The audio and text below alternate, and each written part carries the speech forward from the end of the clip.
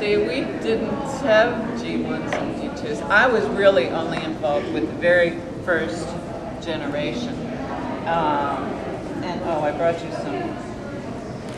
You know, everyone argues over who invented My Little Pony. And I'll show you. This was my idea, which is totally different from how it worked out. These were first shots. You want to hold the black one? No, that one won't show up in front of you. And see? Yes. I mean, nobody's selling these. But this was my idea.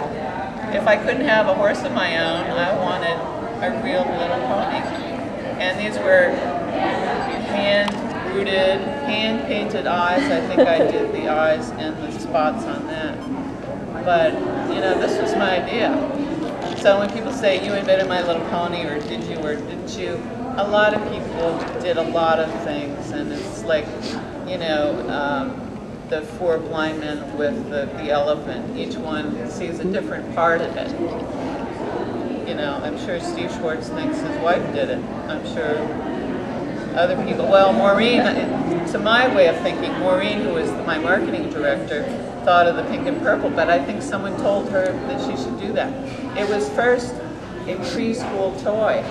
It wasn't supposed to be a girl toy, but of course when they changed it to pink and purple, it became a mostly girls' toy. And not to say there weren't little boys who liked to play with them, because they did, but, you know. See, you know, and I felt bad, you know, it's like, you know, why shouldn't little boys play with ponies too? And this is the original My Pretty Pony. And one of our sculptors, who still happens to be here, brought them out of his office, you know.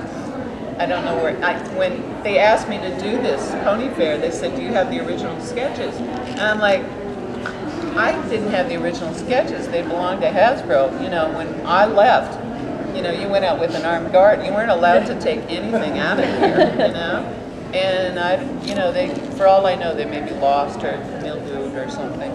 But we do have some sculpts, I think, at the design table. But none of the original drawings. But the originals were, do you know them? Snuzzle, Butterscotch, Bluebell, Minty, Blossom, and Cotton Candy. And I think I named some of them, and you know, it's just like, you know, you're in a group and you say, well, what do you think for this? What do you think for that? And it was, you know, it was down and dirty, and it was just all fun.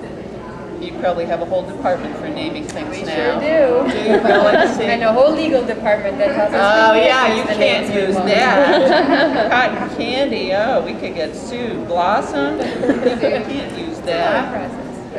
But those were much simpler times, and I'll tell you, when I first came to work at Hasbro, this is eons ago, well, we worked in Central Falls, and there were pretty carpets, and there was an air conditioner that would drip on my leg. I went home one of the first week, and there were fleas, and they were biting me.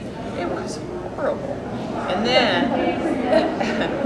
then they moved over here. They took over an A&P, and we R&D considered ourselves fresh produce, you know. And we used to have wars. We would throw things to cubicles, and you know, still do that, I hope. You know, that's the fun of being a toy designer. And you know, people ask me, how did you think of it? I think, you know, you just think of what you had fun with as a little girl. And I think toy designers have to know how to have fun. Yep. It's very important. That's your business, right? Yep. Yep. I still have fun.